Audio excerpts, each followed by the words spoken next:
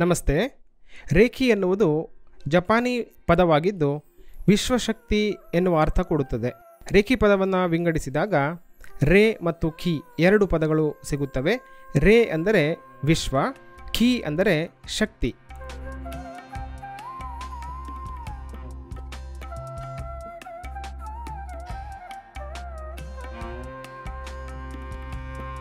ಈ ಶಕ್ತಿ ನಮ್ಮಲ್ಲಿ ಹುಟ್ಟಿನಿಂದಲೂ ಹರಿಯುತ್ತಲೇ ಇರುತ್ತದೆ.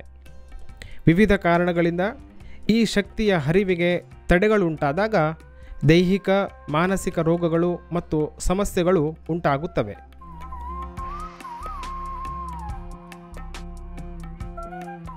ರೇಖಿ ದೀಕ್ಷೆ ಕೊಡುವಾಗ ರೇಖಿ ಗುರುಗಳು ವ್ಯಕ್ತಿಯ ಶಕ್ತಿ ವಲಯವನ್ನು ಶುದ್ಧೀಕರಣಗೊಳಿಸಿ ಶಕ್ತಿಯ ಹರಿವನ್ನು ಸುಗಮಗೊಳಿಸಿ ವೃದ್ಧಿಸುತ್ತಾರೆ. ಆನಂತರ ವ್ಯಕ್ತಿಯು ರೇಖಿ ಚಾನಲ್ ಎಂದೆನಿಸಿಕೊಳ್ಳುತ್ತಾನೆ. ರೇಖಿ ಚಾನಲ್ ಆದ ನಂತರ ರೇಖಿ ಶಕ್ತಿಯನ್ನು ತನ್ನ ಮತ್ತು ಇತರರ ಸಮಸ್ಯೆಗಳನ್ನು ಗುಣಪಡಿಸಲು ಬಳಸಿಕೊಳ್ಳಬಹುದು. ಈಗ ರೇಖಿಯ 5 ಮೂಲಭೂತ ತತ್ವಗಳನ್ನು ನೆನಪಿಸಿಕೊಳ್ಳೋಣ. ಈ ದಿನದ ಮಟ್ಟಿಗೆ ನಾನು ಕೋಪಿಸಿಕೊಳ್ಳುವುದಿಲ್ಲ. ಈ ದಿನದ ಮಟ್ಟಿಗೆ ನಾನು ಚಿಂತಿಸುವುದಿಲ್ಲ. ಈ ದಿನದ ಮಟ್ಟಿಗೆ ನಾನು ನನ್ನ ಕರ್ತವ್ಯವನ್ನು ಪ್ರಾಮಾಣಿಕತೆಯಿಂದ ಮಾಡುತ್ತೇನೆ. ಈ ದಿನದ ಮಟ್ಟಿಗೆ ನಾನು ನನ್ನ ನೆರೆಹೊರೆಯವರೊಂದಿಗೆ ಮತ್ತು ಜಗತ್ತಿನ ಸಕಲ ಜೀವರಾಶಿಗಳೊಂದಿಗೆ ದಯೆಯಿಂದ ಇರುತ್ತೇನೆ. ಈ ದಿನದ ಮಟ್ಟಿಗೆ ನಾನು ನನಗೆ ದೊರೆತ ಎಲ್ಲ ಅನುಗ್ರಹಗಳಿಗೆ ಕೃತಜ್ಞತೆಗಳನ್ನು ಸಲ್ಲಿಸುತ್ತೇನೆ. ಈಗ ಪ್ರಾರ್ಥನೆಯಿಂದ ನಮ್ಮ ದೇಹದ 24 ಭಾಗಗಳಿಗೆ ರೇಖಿಯನ್ನು ಪಡೆದುಕೊಳ್ಳೋಣ. ಮೊದಲಿಗೆ ಕೈಗಳನ್ನು ನಮಸ್ಕಾರ ಸ್ಥಿತಿಯಲ್ಲಿ ಇಟ್ಟುಕೊಂಡು ತಲೆಯನ್ನು ಸ್ವಲ್ಪ ಬಾಗಿಸಿ ಮನಸ್ಸಿನಲ್ಲಿ ನಮ್ಮ ಮನೆ ದೇವರು, ಇಷ್ಟ ದೇವರು, ರೇಖಿ ಶಕ್ತಿ, ರೇಖಿಯ ಗ್ರ್ಯಾಂಡ್ ಮಾಸ್ಟರ್ಸ್ಗಳಾದಂತಹ ಮಿಕಾವೋ ಉಸೂಯಿ, ಜುಜಿರೋ ಹಯಾಶಿ, ಮಿಸೆಸ್ ಹವಾಯೋ ಟಕಾಟಾ ಮತ್ತು ನಿಮಗೆ ರೇಖಿ ಕಲಿಸಿದ ಗುರುಗಳಾದ ಗುರುದತ್ತ ಮರಾಠೆಯವರನ್ನು ನೆನೆಸಿಕೊಳ್ಳಿ. ನಿಮ್ಮಲ್ಲಿ ಸಾಕಷ್ಟು ಪ್ರಮಾಣದಲ್ಲಿ ರೇಖಿ ಶಕ್ತಿ ಹರಿದು ಒಳ್ಳೆಯದಾಗಲಿ ಅನ್ನುವಂಥ ಸಂಕಲ್ಪವನ್ನು ಮಾಡಿಕೊಳ್ಳಿ. ಈಗ ರೇಖಿ ಶಕ್ತಿಯ ಪ್ರಭಾವವನ್ನು ಹೆಚ್ಚು ಮಾಡಿಕೊಳ್ಳಲು ಮನಸ್ಸಿನ ಪಟಲದಲ್ಲಿ ನಿಮಗೆ ಗೊತ್ತಿರುವ ರೇಖಿಯ ಎಲ್ಲ ಸಿಂಬಲ್ಸ್ಗಳನ್ನು, ಚಿಹ್ನೆಗಳನ್ನು ಹಾಕಿಕೊಳ್ಳೋಣ. ಈಗ ಮೊದಲನೆಯ ಪಾಯಿಂಟು ಕಣ್ಣುಗಳು. ಕೈಗಳನ್ನು ಒಂದಾದ ನಂತರ ಒಂದಾಗಿ 2 ಕಣ್ಗಳ ಮೇಲೆ ಇಟ್ಟುಕೊಳ್ಳೋಣ. ಈ ಸ್ಥಿತಿಯಲ್ಲಿ ಕಣ್ಣಿನ ಭಾಗಗಳಾದಂತಹ ಐರಿಸ್, ಲೆನ್ಸ್, ರೆಟಿನಾ ಮತ್ತು ಆಪ್ಟಿಕ್ ನರಗಳಿಗೆ ರೇಖೆಯು ಹರಿಯುತ್ತದೆ. ಅಲ್ಲದೆ ಕಣ್ಣುಗಳ ಸುತ್ತಲಿನ ಭಾಗಗಳು ಮತ್ತು ಹಣೆಯ ಮಧ್ಯಭಾಗಕ್ಕೆ ಹರಿಯುತ್ತದೆ.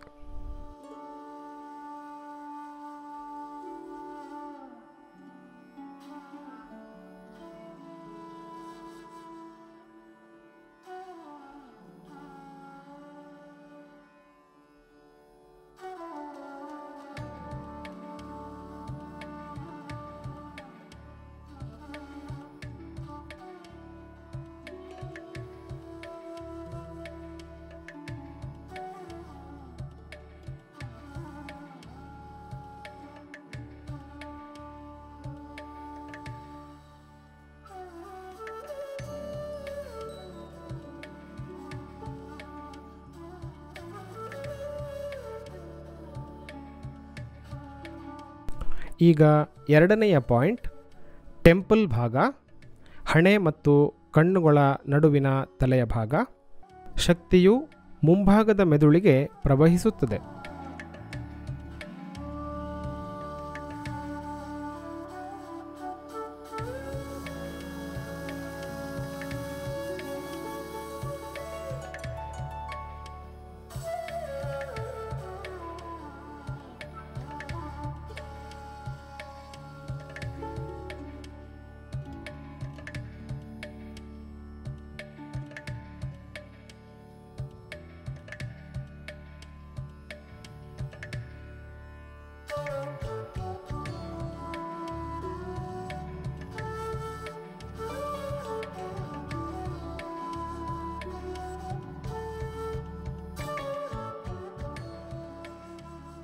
ಈಗ ಮೂರನೆಯ ಪಾಯಿಂಟ್, ಕಿವಿಗಳು. ಕೈಗಳನ್ನು ಒಂದಾದ ನಂತರ ಒಂದು, ಎರಡು ಕಿವಿಗಳ ಮೇಲೆ ಇಟ್ಟುಕೊಳ್ಳೋಣ. ಶಕ್ತಿಯು ಕಿವಿಯ ಪೊರೆ, ಹ್ಯಾಮರ್, ಕಾಕ್ಲಿಯಾ ಮತ್ತು ನರಗಳಿಗೆ ಹರಿಯುತ್ತದೆ.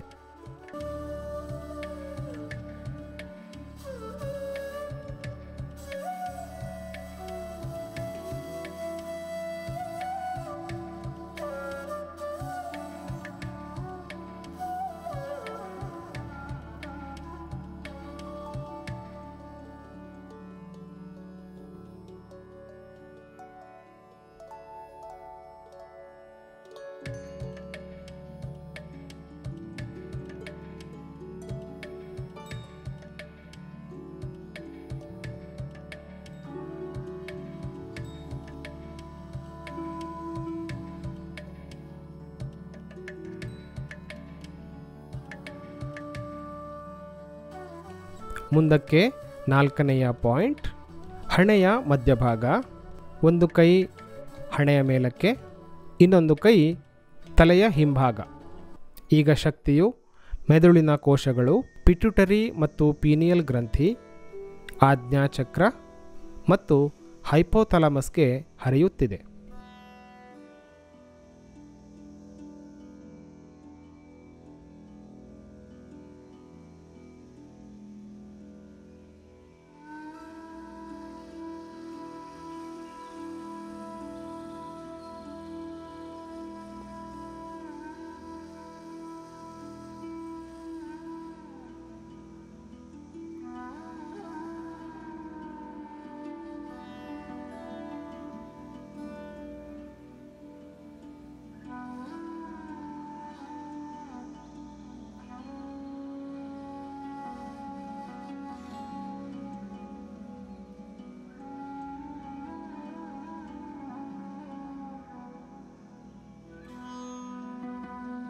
ಐದನೆಯ ಪಾಯಿಂಟ್, ಹಿಂದಲೆ, ಆಕ್ಸಿಪಿಟಲ್ ರೀಜನ್.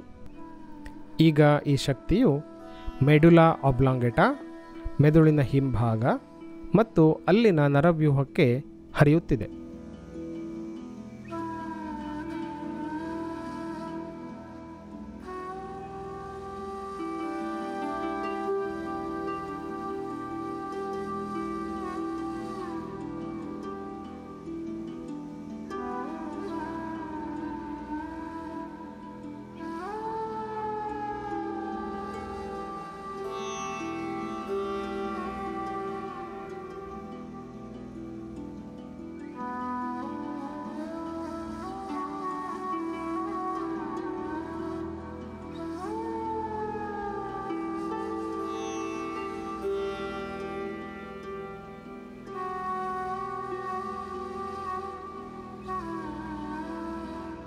ಈಗ ಆರನೆಯ ಪಾಯಿಂಟ್, ವಿಶುದ್ಧ ಚಕ್ರ. ಕೈಗಳನ್ನು ಒಂದು ವಿಶುದ್ಧ ಚಕ್ರದ ಮುಂಭಾಗದಲ್ಲಿ, ಇನ್ನೊಂದು ಹಿಂಭಾಗದಲ್ಲಿ ಹೀಗೆ ಇಟ್ಟುಕೊಳ್ಳೋಣ. ಈಗ ಶಕ್ತಿಯು ಥೈರಾಯ್ಡ್, ಪ್ಯಾರಾಥೈರಾಯ್ಡ್, ಧ್ವನಿಪೆಟ್ಟಿಗೆ, ಕುತ್ತಿಗೆ ಮೂಳೆಗಳಿಗೆ ಹರಿಯುತ್ತಿದೆ.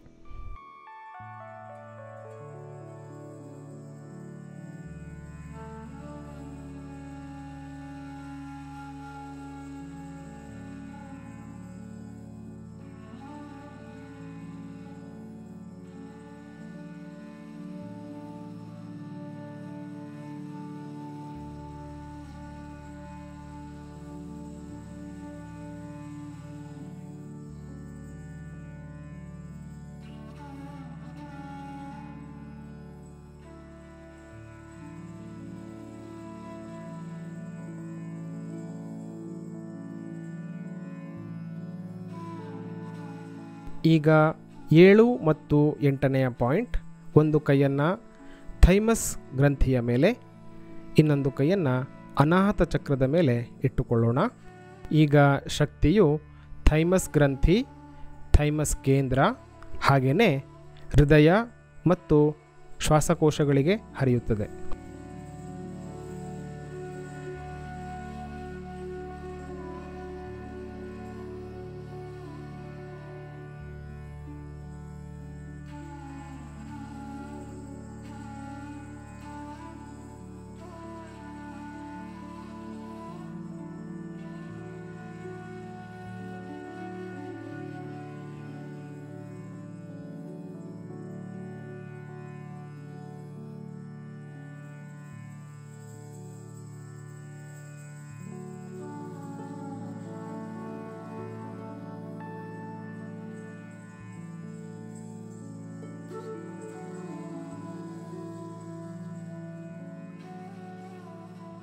ಈಗ 9ನೆಯ ಪಾಯಿಂಟ್. 7ನೆಯ ಪಾಯಿಂಟ್ನಲ್ಲಿರುವಂಥ ಕೈಯನ್ನು ತೆಗೆದು ಸೋಲಾರ್ ಪ್ಲೆಕ್ಸಸ್ ಚಕ್ರದ ಜಾಗದಲ್ಲಿ ಇಟ್ಟುಕೊಳ್ಳೋಣ. ಈಗ ಶಕ್ತಿಯು ಸೋಲಾರ್ ಪ್ಲೆಕ್ಸಸ್, ಯಕೃತ್ತು, ಪಿತ್ತಕೋಶ, ಪ್ಲೀಹ, ಮೇದೋಜೀರಕ ಗ್ರಂಥಿ ಹಾಗೂ ಹೊಟ್ಟೆಗೆ ಹರಿಯುತ್ತಿದೆ.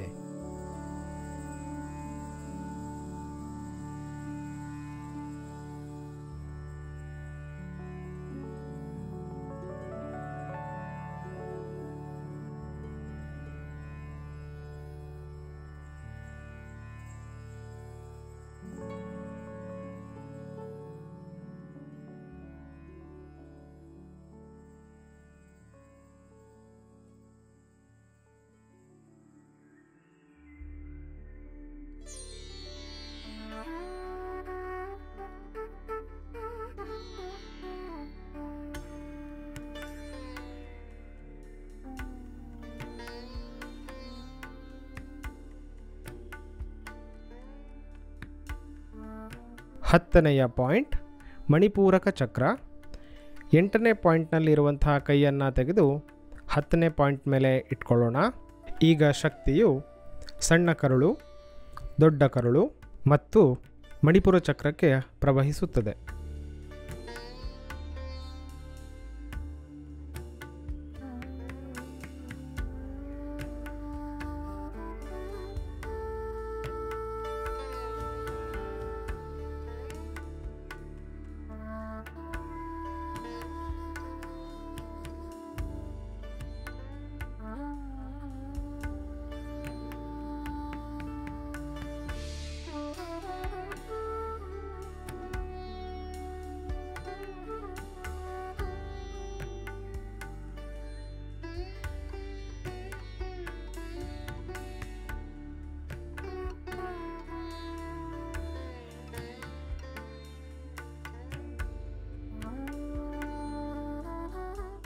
ಈಗ 11ನೆಯ ಪಾಯಿಂಟ್ ಸ್ವಾದಿಷ್ಠಾನ ಚಕ್ರ.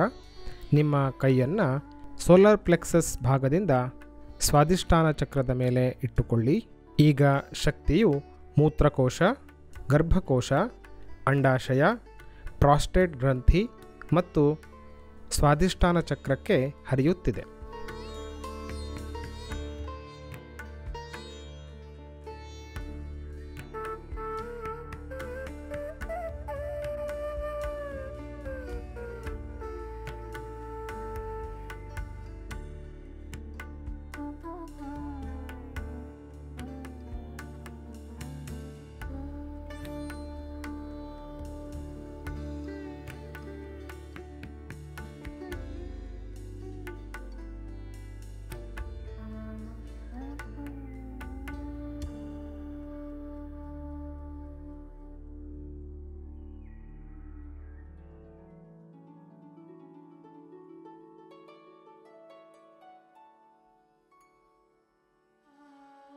ಹನ್ನೆರಡನೆಯ ಪಾಯಿಂಟ್ ಹೊಟ್ಟೆಯ ಬಲಭಾಗ.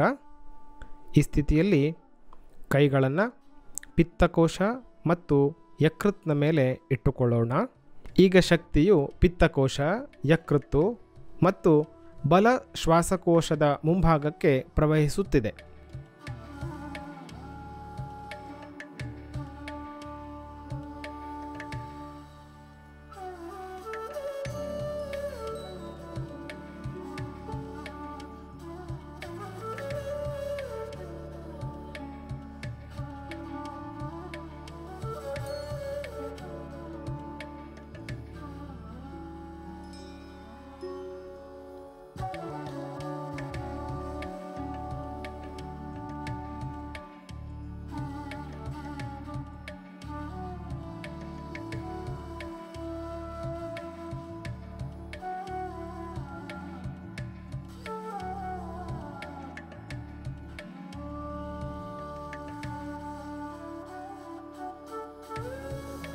ಹದಿಮೂರನೇ ಪಾಯಿಂಟ್ ಹೊಟ್ಟೆಯ ಎಡಭಾಗ, ಪ್ಲೀಹ ಮತ್ತು ಮೇದೋಜೀರಕ ಗ್ರಂಥಿ. ಕೈಗಳನ್ನು ಹೊಟ್ಟೆಯ ಎಡಭಾಗದಲ್ಲಿ ಇರಿಸಿಕೊಳ್ಳಿ.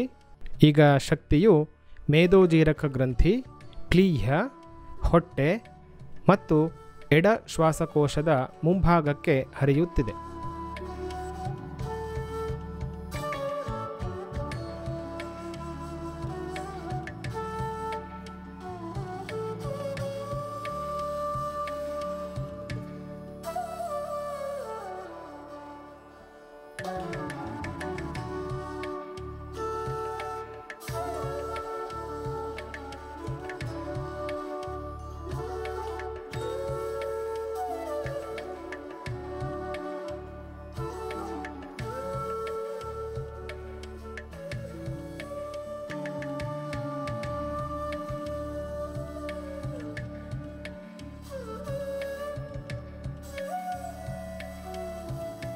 14ನೆಯ ಪಾಯಿಂಟ್ ತೊಡೆಯ ಸಂದುಗಳು.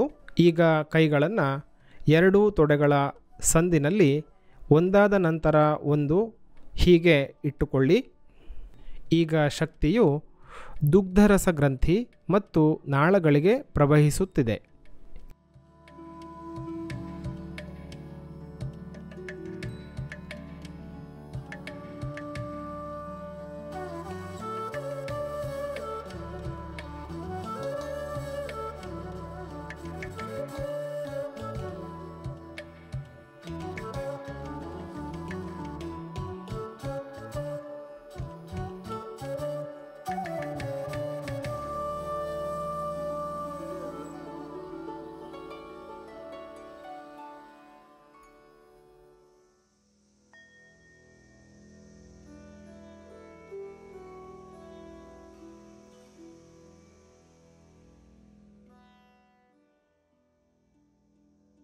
ಹದಿನೈದನೆಯ ಪಾಯಿಂಟ್ ಕೈಗಳನ್ನು ತೊಡೆಯ ಒಳಭಾಗದಲ್ಲಿ ಇರಿಸಿಕೊಳ್ಳಿ.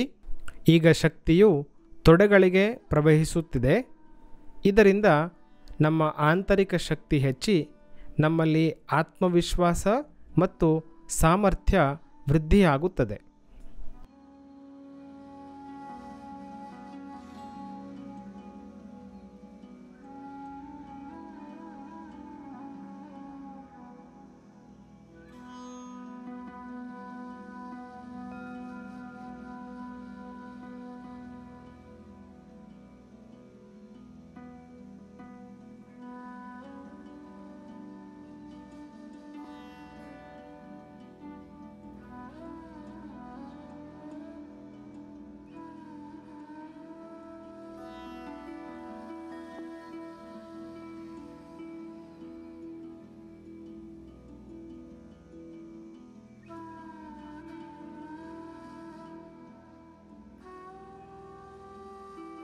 ಮುಂದಿನ ಪಾಯಿಂಟ್ 16 ಮೊಣಕಾಲುಗಳು. ಕೈಗಳನ್ನು ಒಂದಾದ ನಂತರ ಒಂದು ಎರಡೂ ಮೊಣಕಾಲುಗಳ ಮೇಲೆ ಇಟ್ಟುಕೊಳ್ಳಿ. ಶಕ್ತಿಯು ಮೊಣಕಾಲಿನ ಚಿಪ್ಪು, ಸಂದು ಮತ್ತು ಮೂಳೆಗಳಿಗೆ ಹರಿಯುತ್ತಿದೆ. ಜೀವನದಲ್ಲಿ ನಮ್ಯತೆ ಅಥವಾ ಫ್ಲೆಕ್ಸಿಬಿಲಿಟಿ ಹೆಚ್ಚಾಗಲು ಸಹಾಯ ಮಾಡುತ್ತದೆ.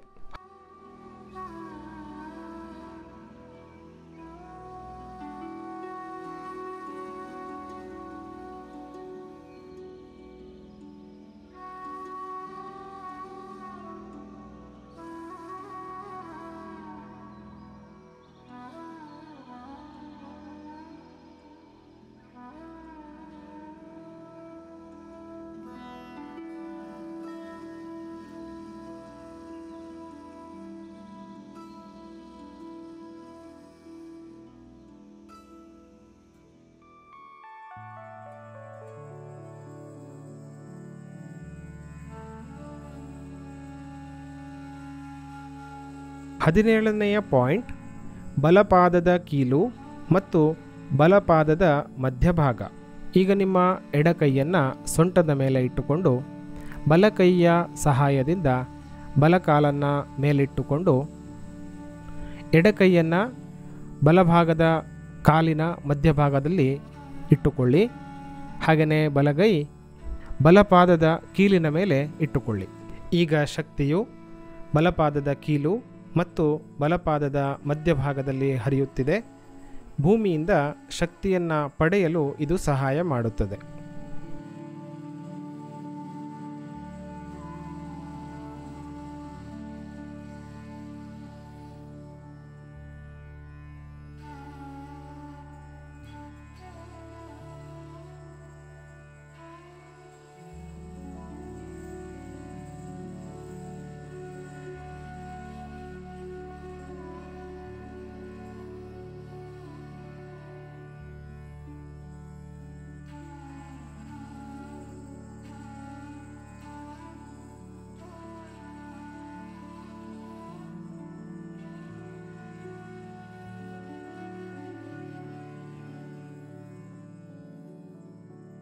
ಈಗ 18ನೆಯ ಪಾಯಿಂಟ್ ಎಡಪಾದದ ಕೀಲು ಮತ್ತು ಎಡಪಾದದ ಮಧ್ಯಭಾಗ.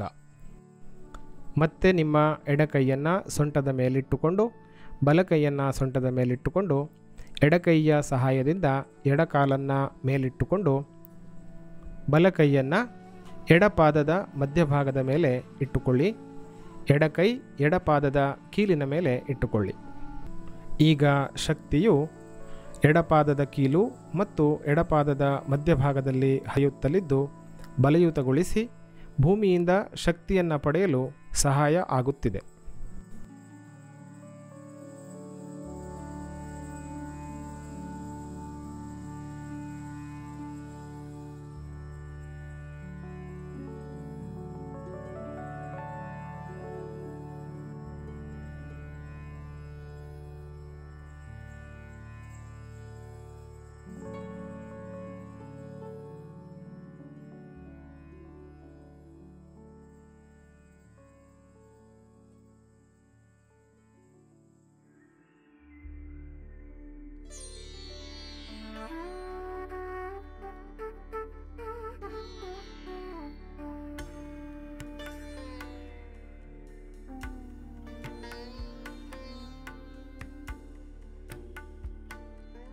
ಹತ್ತೊಂಬತ್ತನೆಯ ಪಾಯಿಂಟ್ ಮೂಲಾಧಾರ ಚಕ್ರ. ಇದನ್ನು ನೀವು ಕೂತ್ಕೊಂಡಾದರೂ ಅಭ್ಯಾಸ ಮಾಡ್ಬೋದು ಅಥವಾ ನಿಂತುಕೊಂಡು ಅಭ್ಯಾಸ ಮಾಡಿ. ಎರಡು ಕೈಗಳನ್ನು ಒಂದಾದ ನಂತರ ಒಂದಾಗಿ ಮೂಲಾಧಾರ ಚಕ್ರದ ಮೇಲೆ ಇರಿಸಿಕೊಳ್ಳಿ. ಈಗ ಶಕ್ತಿಯು ನಿಮ್ಮ ಪೃಷ್ಠಗಳು, ಸೊಂಟದ ಕೀಲು, ಕಾಕ್ಸಿಕ್ಸ್ ಮತ್ತು ಬೆನ್ನುಮೂಳೆಯ ತುದಿಯ ಭಾಗಕ್ಕೆ ಹರಿಯುತ್ತಿದೆ. ಮೂಲಾಧಾರ ಚಕ್ರವು ಜೀವನಕ್ಕೆ ಶಕ್ತಿ ಮತ್ತು ಕೆಲಸ ಮಾಡುವಂತಹ ಶಕ್ತಿ ಮತ್ತು ಲೌಕಿಕ ಜೀವನವನ್ನು ನಡೆಸೋದಕ್ಕೆ ಬೇಕಾದಂತಹ ಶಕ್ತಿಯನ್ನು ನಮಗೆ ಕೊಡುತ್ತದೆ.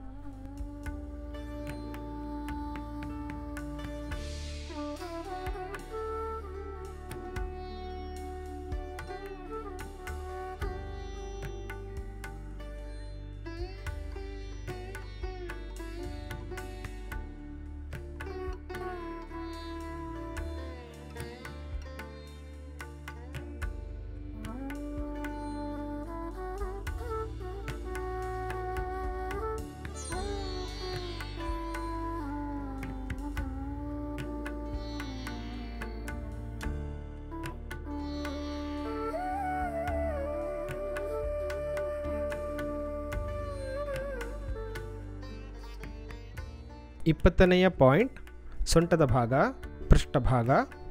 ಕೈಗಳನ್ನು ಒಂದಾದ ನಂತರ ಒಂದಾಗಿ ಸೊಂಟದ ಭಾಗದಲ್ಲಿ ಇರಿಸಿಕೊಳ್ಳಿ. ಈಗ ಶಕ್ತಿಯು ನಮ್ಮ ಬೆನ್ನು ಹುರಿಯ 5 ಬೆನ್ನುಮೂಳೆಗಳು L1 ನಿಂದ L5 ಮತ್ತು ಎಲುಬಿಗೆ ಪ್ರವಹಿಸುತ್ತದೆ.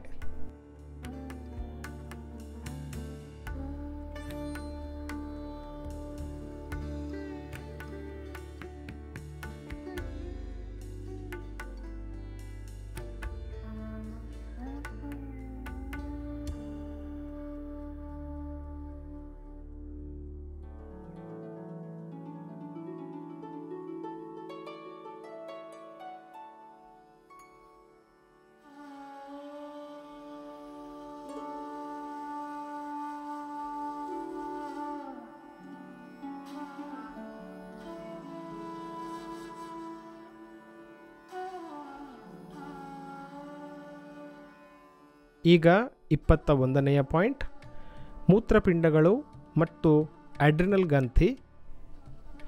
ಮೂಲಾಧಾರದಿಂದ ಒಂದು ಸ್ವಲ್ಪ ಮೇಲಕ್ಕೆ ಕೈಯನ್ನು ಇಟ್ಟುಕೊಳ್ಳಿ.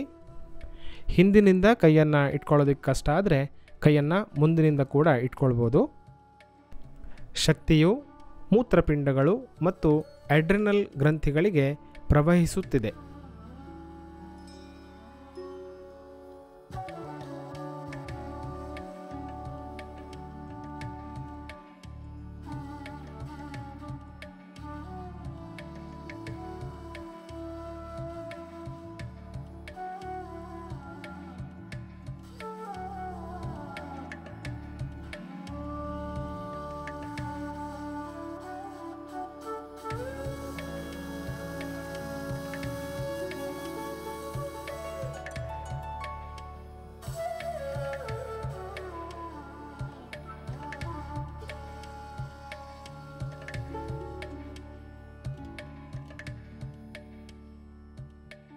ಇಪ್ಪತ್ತ ಎರಡನೆಯ ಪಾಯಿಂಟ್ ಶ್ವಾಸಕೋಶಗಳು. ಮೊದಲಿಗೆ ಬಲ ಶ್ವಾಸಕೋಶ. ಹಿಂದುಗಡೆಯಿಂದ ಕೈಗಳನ್ನು ಇಟ್ಕೊಳ್ಳೋದು ಕಷ್ಟ ಆದರೆ ಮುಂದುಗಡೆಯಿಂದ ಕೈಯನ್ನು ಇಟ್ಕೊಳ್ಬೋದು.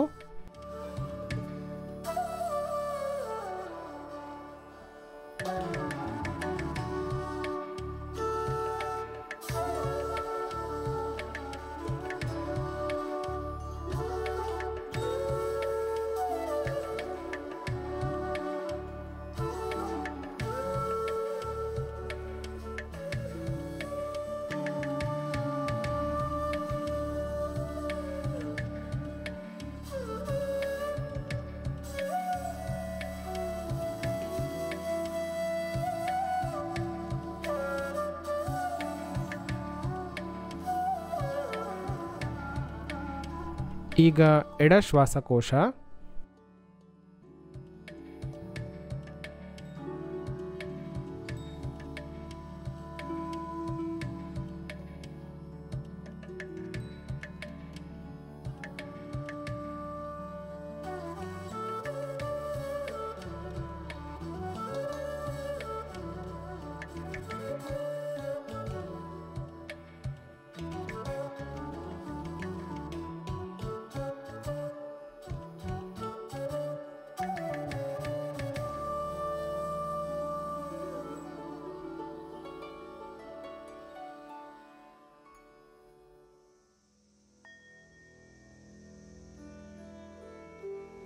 ಈಗ ಸೆಕೆಂಡ್ ಲಾಸ್ಟ್ ಪಾಯಿಂಟ್, ಕ್ಲಾವಿಕಲ್ಸ್. ಎರಡು ಕೈಗಳನ್ನು ಕ್ಲಾವಿಕಲ್ಸ್ ಜಾಗದಲ್ಲಿ ಇಟ್ಟುಕೊಳ್ಳಿ. ಈಗ ಶಕ್ತಿಯು ಕ್ಲಾವಿಕಲ್ಸ್ ಮತ್ತು ಶ್ವಾಸಕೋಶಗಳಿಗೆ ಪ್ರವಹಿಸುತ್ತಿದೆ.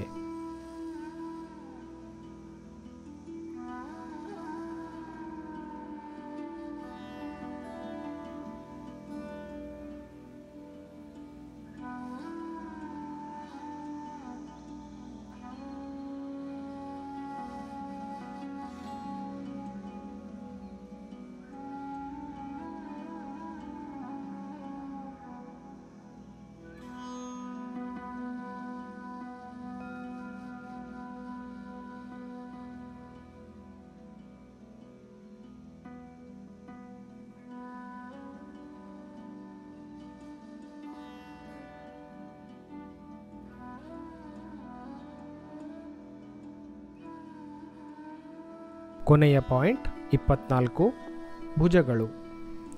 ಕೈಗಳನ್ನು ಒಂದಾದ ನಂತರ ಒಂದು ಭುಜಗಳ ಮೇಲೆ ಇಟ್ಟುಕೊಳ್ಳಿ. ಈ ಶಕ್ತಿಯು ನಮ್ಮ ಭುಜಗಳಿಗೆ ಹೆಚ್ಚಿನ ಸಾಮರ್ಥ್ಯವನ್ನು ಕೊಟ್ಟು ನಮ್ಮ ಜೀವನವನ್ನು ಎದುರಿಸುವಂತಹ ಕ್ಷಮತೆಯನ್ನು ಹೆಚ್ಚಿಸುತ್ತದೆ.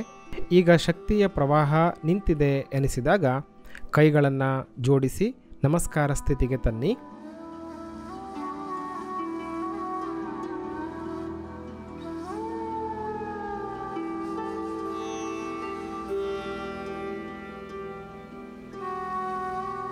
ನಮ್ಮೆಲ್ಲ ಶಕ್ತಿ ಕೇಂದ್ರಗಳು, ನೀರ್ನಾಳ ಗ್ರಂಥಿಗಳು, ಮುಖ್ಯವಾದ ಅಂಗಗಳು, ಮೂಳೆಗಳ ಜೋಡಣೆಗಳಿಗೆ ಶಕ್ತಿಯನ್ನು ನೀಡಿದ್ದೀರಿ. ಈಗ ಈ ವಿಶ್ವಪ್ರೇಮದ ಶಕ್ತಿಯನ್ನು ಶರೀರದ ಎಲ್ಲ ಕೋಶಗಳಿಗೆ, ಎಲ್ಲ ಅಣುಗಳಿಗೆ ನೀಡುವಂಥ ಸಮಯ. ಇದನ್ನು ಮಾಡಲು ನಿಮ್ಮ ಕೈಗಳನ್ನು ತಲೆಯ ಮೇಲ್ಭಾಗಕ್ಕೆ ತಂದು ಅಲ್ಲಿಂದ ಶರೀರದ ಎಲ್ಲ ಅಣುಗಳನ್ನು ನಿಧಾನಕ್ಕೆ ಸವರಿಕೊಳ್ಳುತ್ತಾ ದೇಹದ ಎಲ್ಲ ಭಾಗಗಳನ್ನು ಪ್ರೀತಿಯಿಂದ ಮುಟ್ಟಿಕೊಳ್ಳಿ. ಈಗ ಕೈಗಳನ್ನು ನಮಸ್ಕಾರ ಸ್ಥಿತಿಯಲ್ಲಿ ಇಟ್ಟುಕೊಳ್ಳಿ. ತಲೆಯನ್ನು ಸ್ವಲ್ಪ ಬಾಗಿಸಿ ಕೃತಜ್ಞತೆಯ ಭಾವವನ್ನು ಮನಸ್ಸಲ್ಲಿ ತಂದುಕೊಳ್ಳಿ.